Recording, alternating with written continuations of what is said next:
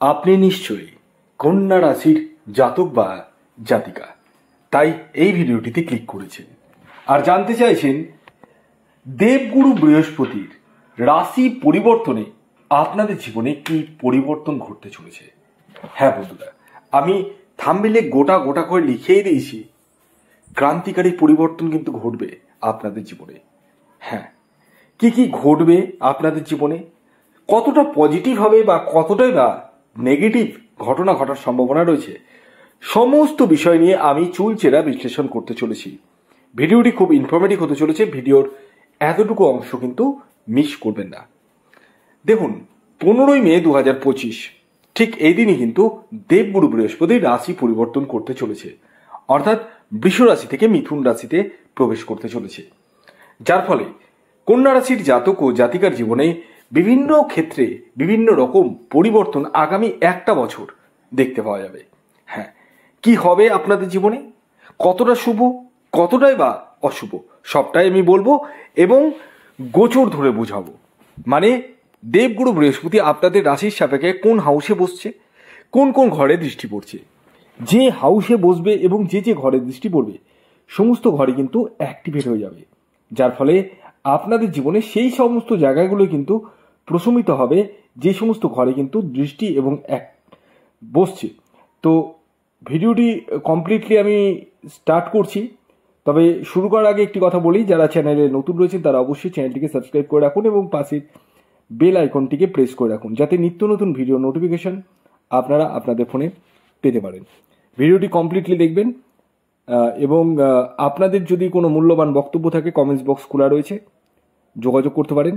আর যারা ব্যক্তিগত বার্চার বিশ্লেষণ করবো ভাবছেন তারা স্ক্রিনে দেওয়া হোয়াটসঅ্যাপ বুকিং নাম্বারে যোগাযোগ করতে পারেন। তো আসুন, দেবগুরু বৃহস্পতির রাশি পরিবর্তনে কন্যা রাশির জাতক ও জাতিকার জীবনে কি পরিবর্তন ঘটতে চলেছে সে বিষয়ে আলোকপাত করা যাক। আপনাদের রাশি হচ্ছে কন্যা, আর দেবগুরু বৃহস্পতি বর্তমানে 9th হাউসে রয়েছে, 10th হাউসে যাবে 15ই মে 2025 এবং টানা একটা বছর 10th হাউসই থাকবে।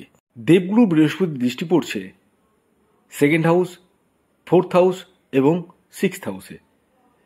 এই যে দৃষ্টি পড়ছে, এতে আপনাদের জীবনে কি পরিবর্তন হচ্ছে এবং দেবগুরু বৃহস্পতি যে 10th হাউসে বসছে সে বিষয়ে কি হবে আপনাদের এফেক্ট, আসুন সবিস্তারে জেনে নেওয়া যাক।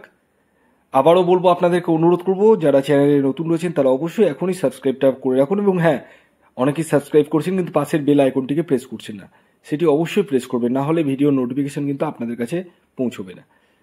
তো 10th হাউস যখন 15ই মে হবে তখন কিন্তু 10th হাউসে প্রবেশ করবে দেবগুরু বৃহস্পতি, দেবতাদের গুরু, জ্ঞানের কারক গ্রহ। এই দেবগুরু বৃহস্পতি একটি শুভ গ্রহ হিসেবে ধরা হয়। 10th হাউসে যখনই বসবে, 10th হাউস আমরা কি দেখি, কেরিয়ারের জায়গা, কাজের জায়গা। অনেকের প্রশ্ন থাকে যে জব পাবো কিনা, ভালো জব পাবো কিনা। ইয়েস, সেই জায়গাটা কিন্তু খুলছে, কারণ 10th হাউস মানে কাজের জায়গা, ভালো জব পাওয়ার জায়গাটা কিন্তু দেখতে পাওয়া যাচ্ছে।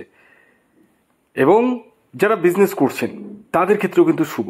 কোন বিজনেসের ক্ষেত্রে একটু বেটার ফল পাবেন, যারা গার্মেন্টসে বিজনেস করছেন, ভালো করে শুনুন, যারা গার্মেন্টসে বিজনেস করছেন প্রভূত হারে শুভ ফল পাবেন। যারা চালের বিজনেস করছেন, চাল, গম, এইগুলোর বিজনেস করছেন, শস্য দানা যেটা মেন, সেই শস্য দানার যাদের বিজনেস করছেন তাদের ক্ষেত্রে খুবই শুভ। যাদের মিষ্টির দোকান রয়েছে যথেষ্ট কেনাবেচা বাড়বে।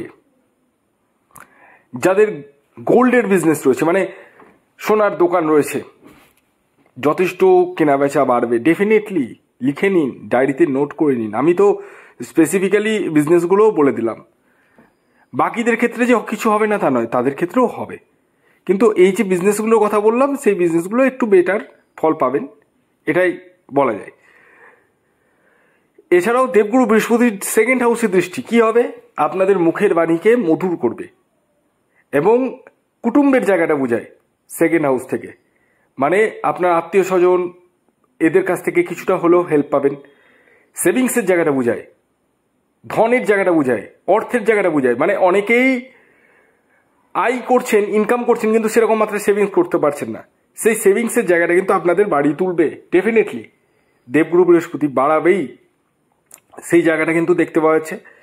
এবং আপনারা কোনো কোনো ক্ষেত্রে কিন্তু ইনভেস্টমেন্ট করতে পারেন, সেটা শেয়ার মার্কেটে বলুন, মিউচুয়াল ফান্ডে বলুন, বা আপনারা কোনো প্রপার্টিতে ইনভেস্ট করলেন, মানে ইনভেস্টমেন্টের জায়গাটা কিন্তু দেখতে পাওয়া যাচ্ছে ডেফিনেটলি। এবং আপনাদের দীর্ঘদিনের কোনো প্রত্যাশা পূর্ণ হওয়ার সম্ভাবনা কিন্তু রয়েছে। এছাড়াও দেবগুরু বৃহস্পতির দৃষ্টি পড়ছে ফোর্থ হাউসে। ফোর্থ হাউস থেকে পরিবার জায়গাটা বোঝায়, মায়ের জায়গাটা বোঝায়। তো ডেফিনেটলি পরিবারকে নিয়ে ভাবা, পরিবারের জায়গাটা যথেষ্ট প্রোগ্রেস করা, মাকে নিয়ে টেনশন যেটা ছিল সেই জায়গাটা মুক্তি পাওয়া, এবং মায়ের শরীর স্বাস্থ্যের জায়গাটা বেটার হওয়া, মায়ের সাথে আপনার সম্পর্কের জায়গাটা উন্নতি পাওয়া জায়গাটা কিন্তু রয়েছে। এবং আপনারা ঘরকে কোনো ইনোভেট করতে পারেন, ধরুন টাইলস লাগালেন, ওয়াল পুট্টি করলেন বা পেন্ট করলেন, এইগুলো কিন্তু হওয়ার সম্ভাবনা রয়েছে। এছাড়াও সিক্সথ হাউসের দৃষ্টি, এখানে একটু সমস্যা রয়েছে। আমি বলি সিক্সথ হাউস কি জায়গা দেখায়। সিক্সথ হাউস আমি বলছি, অবশ্যই বলছি, দেখুন সবটাই তো ভালো হবে না, কিছু জায়গায় তো সমস্যা থাকবে। তো এবার সমস্যার জায়গাটা একটু বলে দিই, ভালো করে শুনে নিন। সিক্সথ হাউস দেখায় রোগ, ঋণ, শত্রুতা। মানে ডেফিনেটলি দেবগুরু বৃহস্পতি যখনই ট্রানজিট করে 10th হাউসে আসবে 15ই মে, ঠিক তখনই থেকে কিন্তু সঙ্গে সঙ্গে না, ধীরে ধীরে ধীরে ধীরে আপনাদের হেলথ নিয়ে কিন্তু একটু চিন্তার বিষয় রয়েছে। ইয়েস, মানে পেটের সমস্যা, ফ্যাট গেইন হয়ে যাওয়া, লিভারের সমস্যা আসার সম্ভাবনা রয়েছে। তবে যে কোনো ধরনের সমস্যার ক্ষেত্রে আপনারা অবশ্যই ডক্টরের সাথে কনসাল্ট করুন। এছাড়াও ঋণের জায়গাটা রয়েছে। কোনো ক্ষেত্রে ইএমআই করে কোনো কিছু কিনলেন, গাড়ি পারচেস করে ফেললেন, ঋণ করে নিলেন, একটা বাড়ি কিনে নিলেন, ফ্ল্যাট বুকিং করে নিলেন, যে কোনোভাবে ঋণ হওয়ার সম্ভাবনা রয়েছে। এবং শত্রুতার জায়গাটাও কিন্তু কিছু পরিমাণ হলেও বৃদ্ধি পেতে চলেছে। অর্থাৎ শত্রু কিন্তু কিছুটা মাথা চাড়া দিতে পারে। তবে একটা কথা বলি আপনাদেরকে, আপনারা মানে কাউকে মনের কথা, পেটের কথা খুলে বলবেন না, এবং একটু রিজার্ভ হওয়ার চেষ্টা করুন। সেক্ষেত্রে কিন্তু যথেষ্ট বেনিফিটেড হবেন আপনারা। এমনিতে কন্যা রাশির জাতক ও জাতিকারা বুধের সেক্টর, এমনিতে একটু বুদ্ধি জায়গাটা কিন্তু রয়েছে। কি করে কি করতে হয়, কোন জায়গা থেকে কিভাবে কি বেরিয়ে আসতে হয় সেটা জানে কন্যা রাশির জাতক ও জাতিকারা, সেটা আমি জানি। তো ডেফিনেটলি আপনারা শুভ ফলটা পেলেও এই জায়গাতে একটু সমস্যা রয়েছে। তবে দেখতে হবে আপনার নিজের ব্যক্তিগত জন্মছকে বৃহস্পতির পরিস্থিতি কেমন রয়েছে। যদি শুভ থাকে তাহলে সেরকম সমস্যা আসবে না, কিন্তু যদি একটু অশুভ থাকে সেক্ষেত্রে একটু হলেও সমস্যা আসবে। আপনারা ইমিডিয়েটলি এই স্ক্রিনে দেওয়া হোয়াটসঅ্যাপ বুকিং নাম্বারে যোগাযোগ করতে পারেন। ভিডিওটি এখনকার মতো এই পর্যন্তই। যদি ভিডিওটি ভালো লাগে অবশ্যই লাইক করে দিন, শেয়ার করে দিন, সাবস্ক্রাইব না করে থাকলে সাবস্ক্রাইব করে ফেলুন। ধন্যবাদ।